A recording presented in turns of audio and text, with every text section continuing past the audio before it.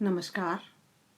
आज मैं आपके लिए लेकर आई हूँ मुंशी प्रेमचंद्र की लिखी हुई एक और कहानी, बड़े घर की बेटी। इस कहानी में मुंशी जी ने बड़े सुंदर ढंग से संयुक्त परिवारों के मनोविज्ञान को दर्शाया है। किस प्रकार कभी कभी छोटी छोटी बातें बतंगड़ बन जाती हैं कि पूरा परिवार टूटने तक की नौबत आ जाती है। जमींदार बेनी माधव के घर में भी एक बार कुछ ऐसी ही परिस्थिति उत्पन्न हो जाती है। उनकी बहू आनंदी एक बड़े घर की बेटी है। तो आइए देखते हैं कि बेनी माधव का परिवार टूट जाएगा या बड़े घर की बेटी उसे बचा लेगी। बेनी माधव सिंह गौरीपुर गांव के जमींदार और नंबरदार थे। उनके पितामह किसी समय बड़े धन धान्य संपन्न थे। गांव का पक्का तालाब और मंदिर, जिनकी अब मरम्मत भी मुश्किल थी, उन्हीं के कीर्ति स्तंभ थे। कहते हैं इस दरवाजे पर हाथी झूमता था। अब उसकी जगह एक बूढ़ी भैंस थी, जिसके शरीर में अस्थिपंजर के सिवा और कुछ शेष न रहा था, पर दूध शायद बहुत देती थी, क्योंकि एक न एक आदमी हांडी लिए उसके सिर पर सवार ही रहता था। बेनी माधव सिंह अपनी आधी से अधिक संपत्ति वकीलों को भेंट कर चुके थे। उनकी वर्तमान आय 1000 रुपये वार्षिक से अधिक न थी। ठाकुर साहब के 2 बेटे थे। बड़े का नाम श्रीकंठ सिंह था। उसने बहुत दिनों के परिश्रम और उद्योग के बाद बीए की डिग्री प्राप्त की थी। अब एक दफ्तर में नौकर था। छोटा लड़का लाल बिहारी सिंह दोहरे बदन का सजीला जवान था, भरा हुआ मुखड़ा, चौड़ी छाती। भैंस का 2 सेर ताजा दूध वह उठकर सवेरे ही पी जाता था। श्रीकंठ सिंह की दशा बिल्कुल विपरीत थी। इन नेत्रप्रिय गुणों को उन्होंने बीए इन्हीं 2 अक्षरों पर निछावर कर दिया था। इन 2 अक्षरों ने उनके शरीर को निर्बल और चेहरे को कांतिहीन बना दिया था। इसी से वैद्यक ग्रंथों पर उनका विशेष प्रेम था। आयुर्वेदिक औषधियों पर उनका अधिक विश्वास था। शाम सवेरे उनके कमरे से प्रायः खरल की सुरीली कर्णमधुर ध्वनि सुनाई दिया करती थी। लाहौर और कलकत्ते के वैद्यों से बड़ी लिखा पढ़ी रहती थी। श्रीकंठ इस अंग्रेजी डिग्री के अधिपति होने पर भी अंग्रेजी सामाजिक प्रथाओं के विशेष प्रेमी न थे, बल्कि वह बहुधा बड़े जोर से उसकी निंदा और तिरस्कार किया करते थे। इसी से गांव में उनका बड़ा सम्मान था। दशहरे के दिनों में वह बड़े उत्साह से रामलीला में सम्मिलित होते और स्वयं किसी न किसी पात्र का पाठ लेते थे। गौरीपुर में रामलीला के वही जन्मदाता थे। प्राचीन हिंदू सभ्यता का गुणगान उनकी धार्मिकता का प्रधान अंग था। सम्मिलित कुटुंब के तो वह एकमात्र उपासक थे। आजकल स्त्रियों को कुटुंब में मिलजुल कर रहने की जो अरुचि होती है, उसे वह जाति और देश दोनों के लिए हानिकारक समझते थे। यही कारण था कि गांव की ललनाएं उनकी निंदक थीं। कोई कोई तो उन्हें अपना शत्रु समझने में भी संकोच न करती थीं। स्वयं उनकी पत्नी को ही इस विषय में उनसे विरोध था। यह इसलिए नहीं कि उसे अपने सास ससुर, देवर या जेठ आदि से घृणा थी, बल्कि उसका विचार था कि यदि बहुत कुछ सुनने और तरह देने पर भी परिवार के साथ निर्वाह न हो सके, तो आए दिन की कलह से जीवन को नष्ट करने की अपेक्षा यही उत्तम है कि अपनी खिचड़ी अलग पकाई जाए। आनंदी एक बड़े उच्च कुल की लड़की थी। उसके बाप एक छोटी सी रियासत के ताल्लुकेदार थे। विशाल भवन, 1 हाथी, 3 कुत्ते, बाज, बहरी शिकरे, झाड़ फानूस, ऑनरेरी मजिस्ट्रेटी और ऋण, जो एक प्रतिष्ठित ताल्लुकेदार के भोग्य पदार्थ हैं, सभी यहाँ विद्यमान थे। नाम था भूप सिंह। बड़े उदारचित्त और प्रतिभाशाली पुरुष थे, पर दुर्भाग्य से लड़का एक भी न था। 7 लड़कियां हुईं और दैवयोग से सबकी सब जीवित रहीं। पहली उमंग में तो उन्होंने 3 ब्याह दिल खोल कर किए, पर 15-20 हजार रुपयों का कर्ज सिर पर हो गया तो आंखें खुली, हाथ समेट लिया। आनंदी चौथी लड़की थी। वह अपनी सब बहनों से अधिक रूपवती और गुणवती थी। इससे ठाकुर भूप सिंह उसे बहुत प्यार करते थे। सुंदर संतान को कदाचित उसके माता पिता भी अधिक चाहते हैं। ठाकुर साहब बड़े धर्म संकट में थे कि इसका विवाह कहाँ करें। न तो यही चाहते थे कि ऋण का बोझ बढ़े, और न यही स्वीकार था कि उसे अपने को भाग्यहीन समझना पड़े। एक दिन श्रीकंठ उनके पास किसी चंदे का रुपया मांगने आया। शायद नागरी प्रचार का चंदा था। भूप सिंह उनके स्वभाव पर रीझ गए और धूमधाम से श्रीकंठ सिंह का आनंदी के साथ ब्याह हो गया। आनंदी अपने नए घर में आई तो यहाँ का रंग ढंग कुछ और ही देखा। जिस टीम टाम की उसे बचपन से ही आदत पड़ी हुई थी, वह यहाँ नाम मात्र को भी न थी। हाथी घोड़ों का तो कहना ही क्या, कोई सजी हुई सुंदर बहली तक न थी। रेशमी स्लीपर साथ लाई थी, पर यहाँ बाग कहाँ। मकान में खिड़कियां तक न थीं, न जमीन पर फर्श, न दीवार पर तस्वीरें। यह एक सीधा सादा देहाती गृहस्थ का मकान था, परंतु आनंदी ने थोड़े ही दिनों में अपने को इस नई अवस्था के ऐसा अनुकूल बना लिया मानो उसने विलास के सामान कभी देखे ही न थे। एक दिन दोपहर के समय लाल बिहारी सिंह 2 चिड़िया लिए हुए आया और भावच से बोला, जल्दी से पका दो, मुझे भूख लगी है। आनंदी भोजन बनाकर उसकी राह देख रही थी। अब वह नया व्यंजन बनाने बैठी। हांडी में देखा तो घी पाव भर से अधिक न था। बड़े घर की बेटी किफायत क्या जाने। उसने सब घी मांस में डाल दिया। लाल बिहारी खाने बैठा तो दाल में घी न था। बोला, दाल में घी क्यों नहीं छोड़ा? आनंदी ने कहा, घी सब मांस में पड़ गया। लाल बिहारी जोर से बोला, अभी परसों घी आया है, इतना जल्दी उठ गया? आनंदी ने उत्तर दिया, आज तो कुल पाव भर रहा होगा, वह सब मैंने मांस में डाल दिया। जिस तरह सूखी लकड़ी जल्दी से जल उठती है, उसी तरह क्षुधा से बावला मनुष्य जरा जरा सी बात पर तिनक जाता है। लाल बिहारी को भावज की यह ढिठाई बहुत बुरी मालूम हुई। तिनक कर बोला, मैके में तो चाहे घी की नदी बहती हो। स्त्रियां गाली सह लेती हैं, मार भी सह लेती हैं, मगर मैके की निंदा उनसे नहीं सही जाती। आनंदी मुंह फेर कर बोली, हाथी मरा भी तो 9 लाख का, वहां इतना घी नित्य नाई कहार खा जाते हैं। लाल बिहारी जल गया, थाली उठाकर पटक दी और बोला, जी चाहता है जीभ पकड़कर खींच लूं। आनंदी को भी क्रोध आ गया, मुंह लाल हो गया। बोली, वह होते तो आज इसका मजा चखाते। अब अपड़ उजड़ ठाकुर से न रहा गया। उसकी स्त्री एक साधारण जमींदार की बेटी थी। जब जी चाहता उस पर हाथ साफ कर लिया करता था। खड़ाऊं उठाकर आनंदी की ओर जोर से फेंकी और बोला, किसके गुमान पर भूली हुई हो, उसे भी देखूंगा और तुम्हें भी। आनंदी ने हाथ से खड़ाऊं रोकी, सिर बच गया, पर उंगली में बड़ी चोट आई। क्रोध के मारे हवा से हिलते पत्ते की भांति कांपती हुई अपने कमरे में आकर खड़ी हो गई। स्त्री का बल और साहस, मान और मर्यादा पति तक है। उसे अपने पति के बल पर पुरुषत्व का घमंड होता है। आनंदी खून का घूंट पीकर रह गई। श्रीकंठ सिंह शनिवार को घर आया करते थे। बृहस्पति को यह घटना हुई थी। 2 दिन तक आनंदी कोप भवन में रही, न कुछ खाया न पिया, उनकी बाट देखती रही। अंत में शनिवार को वह नियमानुकूल संध्या समय घर आए और बाहर बैठकर कुछ इधर उधर की बातें, कुछ देश काल संबंधी समाचार तथा कुछ नए मुकदमों आदि की चर्चा करने लगे। यह वार्तालाप 10 बजे रात तक होता रहा। गांव के भद्र पुरुषों को इन बातों में ऐसा आनंद मिलता था कि खाने पीने की भी सुधि न रहती थी। श्रीकंठ को पिंड छुड़ाना मुश्किल हो जाता था। ये 2-3 घंटे आनंदी ने बड़े कष्ट से काटे। किसी तरह भोजन का समय आया, पंचायत उठी। एकांत हुआ तो लाल बिहारी ने कहा, भैया आप जरा भाभी को समझा दीजिएगा कि मुंह संभाल कर बातचीत किया करें, नहीं तो एक दिन अनर्थ हो जाएगा। बेनी माधव सिंह ने बेटे की ओर से साक्षी दी। हाँ, बहू बेटियों का यह स्वभाव अच्छा नहीं कि मर्दों के मुंह लगें। लाल बिहारी, वह बड़े घर की बेटी हैं तो हम भी कोई कुर्मी कहार नहीं है। श्रीकंठ ने चिंतित स्वर से पूछा, आखिर बात क्या हुई? लाल बिहारी ने कहा, कुछ भी नहीं, यूं ही आप ही उलझ पड़ी। मैके के सामने हम लोगों को कुछ समझती ही नहीं। श्रीकंठ खा पीकर आनंदी के पास गए। वह भरी बैठी थी। यह हजरत भी कुछ तीखे थे।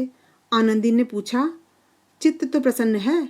श्रीकंठ बोले, बहुत प्रसन्न है, पर तुमने आजकल घर में यह क्या उपद्रव मचा रखा है? आनंदी के त्योरियों पर बल पड़ गए। झुंझलाहट के मारे बदन में ज्वाला सी दहक उठी। बोली, जिसने तुमसे ये आग लगाई है उसे पाऊं तो मुंह झुलस दूं। श्रीकंठ, इतनी गर्म क्यों होती हो? बात तो कहो। आनंदी, क्या कहूं, ये मेरे भाग्य का फेर है, नहीं तो वो गंवार छोकरा जिसको चपरासीगिरी करने का भी शऊर नहीं, मुझे खड़ाऊं से मारकर यूं ना करता। श्रीकंठ, सब हाल साफ साफ कहो तो मालूम हो, मुझे तो कुछ पता नहीं। आनंदी, परसों तुम्हारे लाडले भाई ने मुझसे मांस पकाने को कहा। घी हांडी में पाव भर से अधिक न था, वह सब मैंने मांस में डाल दिया। जब खाने बैठा तो कहने लगा दाल में घी क्यों नहीं है। बस इसी पर मेरे मैके को बुरा भला कहने लगा। मुझसे ना रहा गया। मैंने कहा कि इतना घी तो नाई कहार खा जाते हैं वहाँ, और किसी को जान भी नहीं पड़ता। बस इतनी सी बात पर इस अन्यायी ने मुझ पर खड़ाऊं फेंक मारी। यदि हाथ से न रोक लूं तो सिर फट जाए। उसी से पूछो मैंने जो कुछ कहा है वह सच है या झूठ। श्रीकंठ की आंखें लाल हो गईं। बोले, यहां तक हो गया इस छोकरे का साहस। आनंदी स्त्रियों के स्वभावानुसार रोने लगी, क्योंकि आंसू उनकी पलकों पर रहते हैं। श्रीकंठ बड़े धैर्यवान और शांत पुरुष थे। उन्हें कदाचित ही कभी क्रोध आता था। स्त्रियों के आंसू पुरुषों की क्रोधाग्नि भड़काने में तेल का काम देते हैं। रात भर करवटें बदलते रहे। उद्विग्नता के कारण पलक तक नहीं झपकी। प्रातःकाल अपने बाप के पास जाकर बोले, दादा, अब इस घर में मेरा निभाना होगा। इस तरह की वे द्रोहपूर्ण बातें कहने पर श्रीकंठ ने कितनी ही बार अपने कई मित्रों को आड़े हाथों लिया था, परंतु दुर्भाग्य, आज उन्हें स्वयं वे ही बातें अपने मुंह से कहनी पड़ी। दूसरों को उपदेश देना भी कितना सहज है। बेनी माधव सिंह घबरा उठे और बोले, क्यों? श्रीकंठ, इसलिए कि मुझे भी अपनी मान प्रतिष्ठा का कुछ विचार है। आपके घर में अब अन्याय और हठ का प्रकोप हो रहा है। जिनको बड़ों का आदर करना चाहिए वे उनके सिर चढ़ते हैं। मैं दूसरों को नौकर ठहरा घर पर रहता नहीं। यहाँ मेरे पीछे स्त्रियों पर खड़ाऊं और जूतों की बौछारें होती हैं। कड़ी बात तक चिंता नहीं, कोई एक की जगह दो कह ले, वहां तक मैं सह सकता हूँ, परंतु यह कदापि नहीं हो सकता कि मेरे ऊपर लात घूसे पड़े और मैं दम न मारूं। बेनी माधव सिंह कुछ जवाब न दे सके। श्रीकंठ सदैव उनका आदर करते थे। उनके ऐसे तेवर देखकर बूढ़ा ठाकुर अवाक रह गया। केवल इतना ही बोला, बेटा, तुम बुद्धिमान होकर ऐसी बातें करते हो। स्त्रियां इस तरह घर का नाश कर देती हैं। उनको बहुत सिर चढ़ाना अच्छा नहीं। श्रीकंठ, इतना मैं जानता हूँ। आपके आशीर्वाद से ऐसा मूर्ख नहीं हूँ। आप स्वयं जानते हैं कि मेरे ही समझाने बुझाने से इसी गांव में कई घर संभल गए। पर जिस स्त्री की मान प्रतिष्ठा का ईश्वर के दरबार में उत्तरदाता हूँ, उसके प्रति ऐसा घोर अन्याय और पशुवत व्यवहार मुझे असह्य है। आप सच मानिए, मेरे लिए यही कुछ कम नहीं है कि लाल बिहारी को कुछ दंड नहीं देता। अब बेनी माधव सिंह भी गरमाए।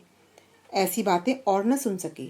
बोले, लाल बिहारी तुम्हारा भाई है, उससे जब कभी भूल चूक हो उसके कान पकड़ो। लेकिन श्रीकंठ, लाल बिहारी को मैं अब अपना भाई नहीं समझता। बेनी माधव सिंह, स्त्री के पीछे? श्रीकंठ, जी नहीं, उसकी क्रूरता और अविवेक के कारण। दोनों कुछ देर चुप रहे। ठाकुर साहब लड़के का क्रोध शांत करना चाहते थे, लेकिन यह नहीं स्वीकार करना चाहते थे कि लाल बिहारी ने कोई अनुचित काम किया है। इसी बीच गांव के कई और सज्जन हुक्के चिलम के बहाने वहां आ बैठे। कई स्त्रियों ने जब यह सुना कि श्रीकंठ पत्नी के पीछे पिता से लड़ने को तैयार हैं, तो उन्हें बड़ा हर्ष हुआ। दोनों पक्षों की मधुर वाणियां सुनने के लिए उनकी आत्माएं तिलमिलाने लगीं। गांव में कुछ ऐसे कुटिल मनुष्य भी थे जो स्कूल की नीतिपूर्ण गति पर मन ही मन जलते थे। वे कहा करते थे, श्रीकंठ अपने बाप से दबता है, इसलिए वह दब्बू है। उसने विद्या पढ़ी, इसलिए वह किताबों का कीड़ा है। बेनी माधव सिंह उसकी सलाह के बिना कोई काम नहीं करते। यह उनकी मूर्खता है। इन महानुभावों की शुभकामनाएं आज पूरी होती दिखाई दी। कोई हिक्का पीने के बहाने, कोई लगान की रसीद दिखाने के बहाने आकर बैठ गया। बेनी माधव सिंह पुराने आदमी थे, इन भावों को ताड़ गए। उन्होंने निश्चय किया, चाहे कुछ भी क्यों ना हो, इन द्रोहियों को ताली बजाने का अवसर न दूंगा। तुरंत कोमल शब्दों में बोले, बेटा, मैं तुमसे बाहर नहीं हूं, तुम्हारा जो जी चाहे करो। अब तो लड़के से अपराध हो गया। इलाहाबाद का अनुभव रहित झल्लाया हुआ ग्रेजुएट इस बात को न समझ सका। उसे डिबेटिंग क्लब में अपनी बात पर अड़ने की आदत थी। इन हथकंडों की उसे क्या खबर। बाप ने जिस मतलब से बात पलटी थी वह उसकी समझ में न आई। बोला, लाल बिहारी के साथ अब इस घर में नहीं रह सकता। बेनी माधव, बेटा, बुद्धिमान लोग मूर्खों की बातों पर ध्यान नहीं देते। वह बेसमझ लड़का है। उससे जो कुछ भूल हुई है उसे तुम बड़े होकर क्षमा करो। श्रीकंठ, उसकी इस दुष्टता को मैं कदापि नहीं सह सकता। या तो वही घर में रहेगा या मैं ही। आपको यदि वह अधिक प्यारा है तो मुझे विदा कीजिए। मैं अपना भार आप संभाल लूंगा। यदि मुझे रखना चाहते हैं तो उससे कहिए जहां चाहे चला जाए। बस यह मेरा अंतिम निश्चय है। लाल बिहारी सिंह दरवाजे की चौखट पर चुपचाप खड़ा बड़े भाई की बातें सुन रहा था। वह उनका बहुत आदर करता था। उसे कभी इतना साहस न हुआ था कि श्रीकंठ के सामने चारपाई पर बैठ जाए, हुक्का पी ले या पान खा ले। बाप का भी वह इतना मान न करता था। श्रीकंठ का भी उस पर हार्दिक स्नेह था। अपने होश में उन्होंने कभी उसे घुड़का तक न था। जब वह इलाहाबाद से आते तो उसके लिए कोई न कोई वस्तु अवश्य लाते। मुगदर की जोड़ी उन्होंने ही बनवा दी थी। पिछले साल जब उसने अपने से ड्योढ़े जवान को नागपंचमी के दिन दंगल में पछाड़ दिया तो उन्होंने पुलकित होकर अखाड़े में ही जाकर उसे गले से लगा लिया था। 5 रुपए के पैसे लुटाए थे। ऐसे भाई के मुंह से आज ऐसी हृदय विदारक बात सुनकर लाल बिहारी को बड़ी ग्लानि हुई। वह फूट फूट कर रोने लगा। इसमें संदेह नहीं कि वह अपने किए पर पछता रहा था। भाई के आने से एक दिन पहले से उसकी छाती धड़कती थी कि देखूं भैया क्या कहते हैं। मैं उनके सम्मुख कैसे जाऊंगा, उनसे कैसे बोलूंगा, मेरी आंखें उनके सामने कैसे उठेंगी। उसने समझा था कि भैया मुझे बुलाकर समझा देंगे। इस आशा के विपरीत आज उसने उन्हें निर्दयता की मूर्ति बने हुए पाया। वह मूर्ख था, परंतु उसका मन कहता था कि भैया मेरे साथ अन्याय कर रहे हैं। यदि श्रीकंठ उसे अकेले में बुलाकर 2-4 बातें कह देते, इतना ही नहीं 2-4 तमाचे भी लगा देते, तो कदाचित उसे इतना दुख न होता। पर भाई का यह कहना कि अब मैं इसकी सूरत नहीं देखना चाहता, लाल बिहारी से सहा न गया। वह रोता हुआ घर आया, कोठरी में जाकर कपड़े पहने, आंखें पोंछी, जिससे कोई यह न समझे कि रोता था। तब आनंदी के द्वार पर आकर बोला, भाभी, भैया ने निश्चय किया है कि वह मेरे साथ इस घर में न रहेंगे। अब वह मेरा मुंह नहीं देखना चाहते, इसलिए अब मैं जाता हूँ। उन्हें फिर मुंह न दिखाऊंगा। मुझसे जो अपराध हुआ उसे क्षमा करना। यह कहते कहते लाल बिहारी का गला भराया। जिस समय लाल बिहारी सिर झुकाए आनंदी के द्वार पर खड़ा था, उसी समय श्रीकंठ सिंह भी आंखें लाल किए बाहर से आए। भाई को खड़ा देखा तो घृणा से आंखें फेर लीं और कतरा कर निकल गए, मानो उसकी परछाई से भी दूर भागते हों। आनंदी ने लाल बिहारी की शिकायत तो की थी, लेकिन अब वह मन में पछता रही थी। वह स्वभाव से ही दयावती थी। उसे इसका तनिक भी ध्यान न था कि बात इतनी बढ़ जाएगी। वह मन में अपने पति पर झुंझला रही थी कि यह इतने गर्म क्यों होते हैं। उस पर यह भय भी लगा हुआ था कि कहीं मुझसे इलाहाबाद चलने को कहें तो मैं कैसे क्या करूंगी। इस बीच में जब उसने लाल बिहारी को दरवाजे पर खड़े हुए यह कहते सुना कि अब मैं जाता हूँ, मुझसे जो कुछ अपराध हुआ क्षमा करना, तो उसका रहा सहा क्रोध भी पानी हो गया। वह रोने लगी। मन का मैल धोने के लिए नयन जल से उपयुक्त और कोई वस्तु नहीं है। श्रीकंठ को देखकर आनंदी ने कहा, लाला बाहर खड़े बहुत रो रहे हैं। श्रीकंठ, तो मैं क्या करूं? आनंदी, भीतर बुला लो। मेरी जीभ में आग लगे, मैंने कहाँ से यह झगड़ा उठाया। श्रीकंठ, मैं ना बुलाऊंगा। आनंदी, पछताओगे, उन्हें बहुत ग्लानि हो गई है, ऐसा न हो कहीं चल दें।